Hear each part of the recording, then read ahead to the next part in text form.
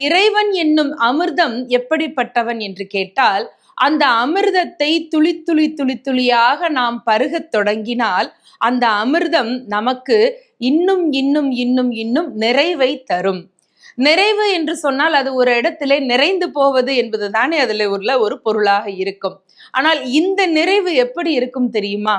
அது ஒரு பரிபூரணமான நிறைவு என்பது அருளாளர்களுடைய வாக்கு.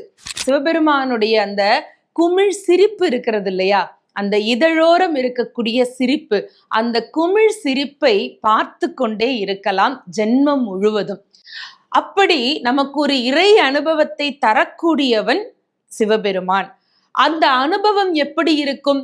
அமிர்தம் சாப்பிட்டது போல இருக்கும். அமிர்தம் சாப்பிட்டால் என்ன கிடைக்கும்? சிரஞ்சீவி தன்மை கிடைக்கும். நம்முடைய மனதில் இருக்கக்கூடிய அஞ்ஞானங்களை எல்லாம் அவனுடைய பாதத்திலே கொட்டி சரணடைந்து விட்டால் அவனிடம் இருந்து கிடைத்தற்கரிய பெரிய ஞானம் நமக்கு கிடைக்கிறது. எனவே ஓர்தல் என்றால் நினைத்தல். அவனை நினைத்து நினைத்து ஒவ்வொன்றையும் செய்தால் போதும், அவன் நமக்கு துணையாக நின்று வழிகாட்டுவான்.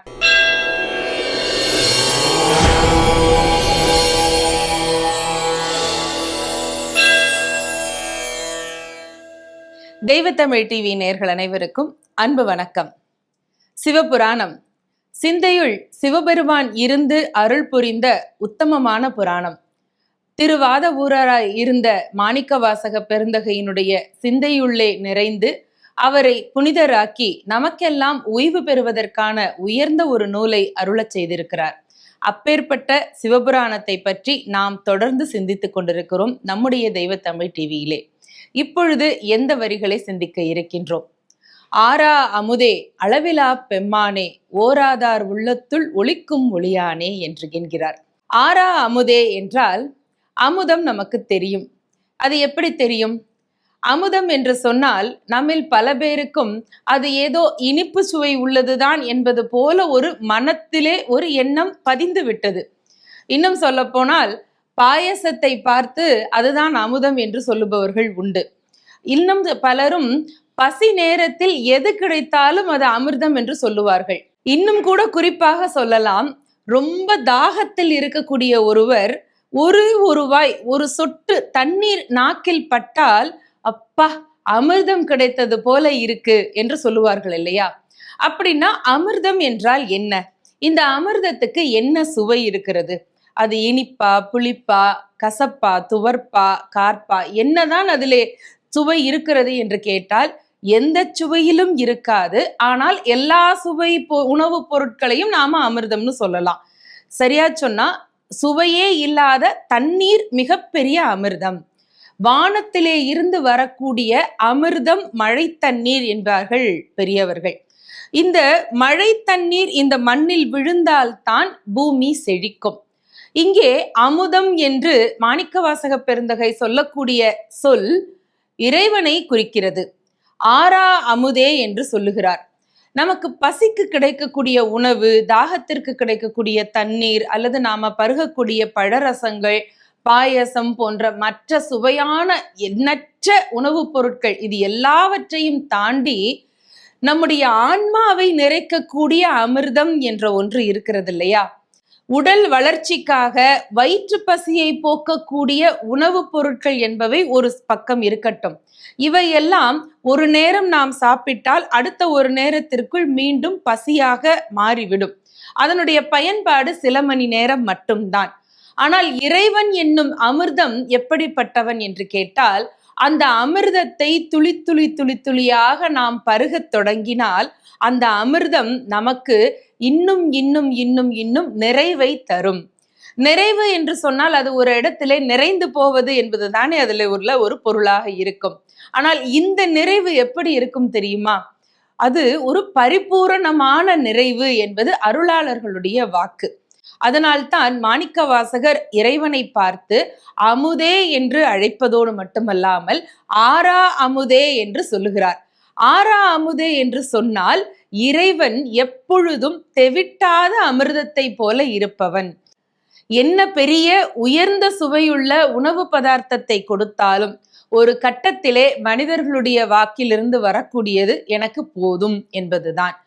ஒரு அளவிற்கு மேலே அதை எடுத்துக்கொள்ள முடியாது. இன்னும் சொல்ல போனால் அது திகட்டி போய்விடும். என்னதான் பிடித்தமான உணவாக இருந்தாலும் அதை தினமும் சாப்பிடுங்கள் என்று சொன்னால் நம்மால முடியுமா? நேற்றைக்குத்தானே இதை சாப்பிட்டேன், மீண்டும் இன்னைக்கே கொடுக்கிறீர்களே, நாளைக்கும் இதுதானா என்று சலிப்பு தட்டிவிடும். ஆனால் இந்த அமிர்தம், இறைவன் என்னும் அமிர்தம் தெவிட்டாத உணவு. ஆரா அமுதே என்று அழைக்கிறார். ஆரா அமுதே என்றால் தெவிட்டாதவன்.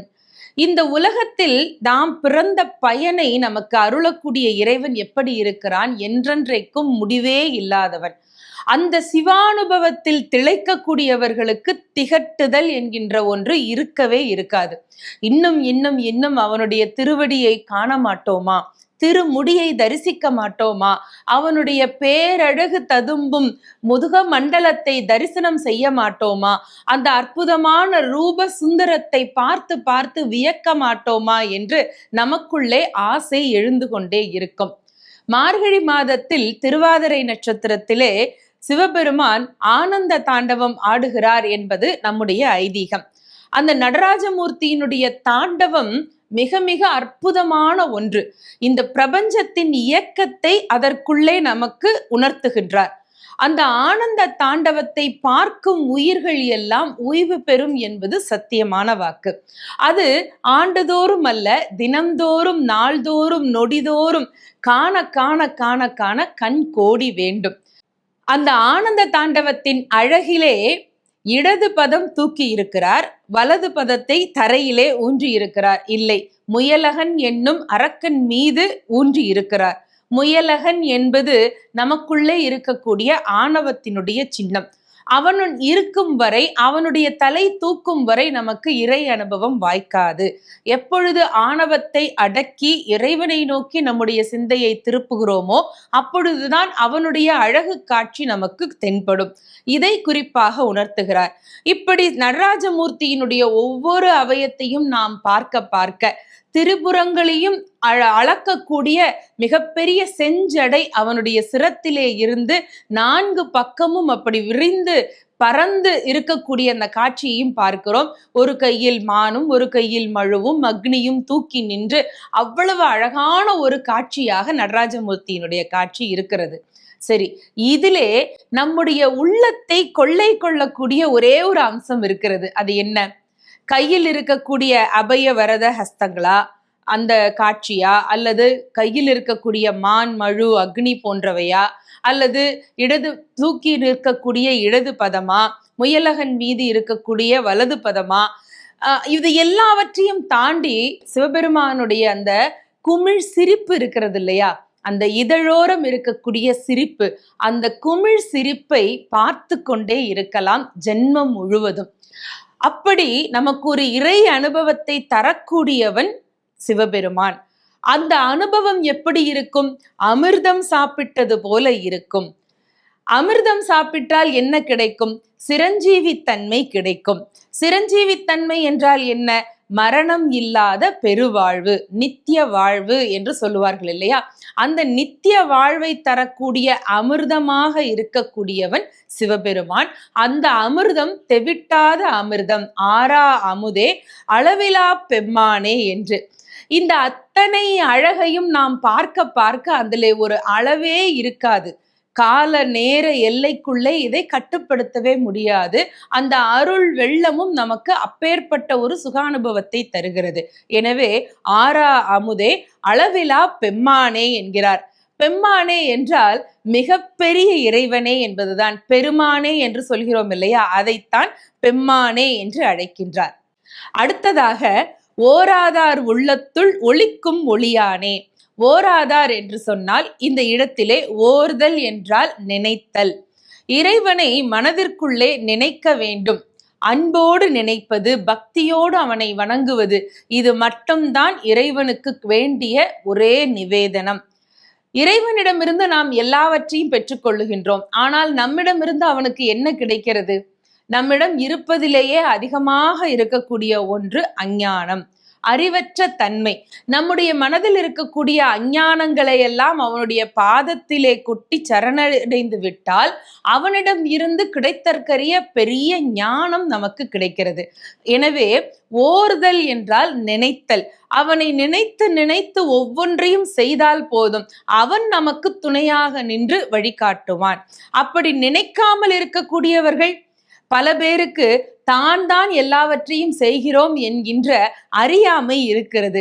நான் செய்து விட்டேன், நான் சாதித்து விட்டேன், நான் இதை நிறைவேற்றி விட்டேன் என்று எல்லாவற்றிலும் தான் எனது என்கின்ற அகங்காரத்தையும் மமகாரத்தையும் ஏற்றிக்கொண்டு அலைகிறார்கள். அப்படி அகங்காரத்தோடு இருக்கக்கூடியவர்களுக்கு வெற்றி கிடைத்து விட்டால் மமதை கிடைக்கிறது, ஒருவேளை தோல்வி கிடைத்து விட்டால் துவண்டு போய் விடுகிறார்கள். இது இரண்டும் இல்லாமல் நம் வாழ்க்கையை ஒரு நிதானமான தெளிந்த நீரோடை போல கொண்டு செல்ல வேண்டும் என்றால் எல்லாம் அவன் செயல் என்கின்ற நம்பிக்கை வேண்டும். அப்படி என்றால் அவனை நினைத்து செய்ய வேண்டும். நினைக்காதவர்களுக்கு மனதிற்குள்ளே வந்து சேரமாட்டான். ஓராதார் உள்ளத்துள் ஒளிக்கும் ஒளியானே என்று நினைக்காதவர்கள் உள்ளத்திற்குள்ளே ஒளிந்து இருப்பானாம். மாணிக்கவாசகருடைய சூசகமான வார்த்தை இந்த வார்த்தை. இதை நாம் ரொம்ப கூர்ந்து கவனிக்க வேண்டும். எல்லார் மனதிற்குள்ளும் இறைத்தன்மையும் உண்டு, எல்லார் மனதிற்குள்ளும் அரக்கத்தன்மையும் உண்டு. யார் ஒருவரும் முழுமையாக கெட்டவர்களும் இல்லை, யார் ஒருவரும் முழுமையான நல்லவர்களும் இல்லை. இந்த நன்மை தீமை இரண்டு குணங்களிலே எதை நாம் அதிகமாக வளர்க்கிறோம் என்பதை பொறுத்துத்தான் மனிதனுடைய குணாதிசயங்கள் அமைகின்றதல்லவா? அப்படி என்றால் இறைவனை நினைக்காதவர்கள் மனதிற்குள்ளும் ஒளிந்து இருக்கிறானாம் இறைவன். இறைவனே இல்லை என்று அவர் ஒரு காலம் ஒப்புக்கொள்ளவே இல்லை. இறைவன் எல்லா இடத்திலும் எல்லார் மனதிற்குள்ளும் நித்தியமாக இருக்கிறான். அவன் ஒளிந்து இருக்கின்றான். எப்பொழுது ஒளிந்திருக்கிறான் என்று சொல்லுகிறானோ அப்பொழுதே அதுக்குள்ளே இருக்கிறான். எப்பொழுது வேண்டுமானாலும் வெளிப்படுவான் என்பதுதானே பொருளாகிறது. அப்படி என்றால் ஓராதார் உள்ளத்துள் ஒளிக்கும் ஒளியானே என்றால் ஒளிந்திருக்கக்கூடியவன் அவன் ஒளியாக இருக்கிறான். அந்த குறிப்பிட்ட மனிதன் இப்பொழுது இருட்டுக்குள்ளே இருக்கிறார். அவருக்கு விழிப்புணர்வு வேண்டும், இறை அனுபவம் வேண்டும். அப்படி இறை அனுபவம் வாய்க்கும் நேரம் கிடைக்கும் பொழுது உள்ளத்துக்குள்ளே இருக்கக்கூடிய இறைவன் தானாக வெளிப்பட்டு இருள் அடைந்த அந்த உள்ளத்திற்குள்ளும் ஒளியை தருவான் என்பதுதான் ஓராதார் உள்ளத்துள் ஒளிக்கும் ஒளியானே என்கின்ற இந்த அற்புதமான வரி நமக்கு செய்தியாக சொல்லுகிறது. மாணிக்கவாசகருடைய சிந்தையுள் எழுந்த மகத்தான செய்திகளை தரக்கூடிய சிவபுராணத்தை பற்றி இன்னும் சிந்திக்கலாம் நம்முடைய தெய்வத்தமிழ் டிவியிலே. நன்றி.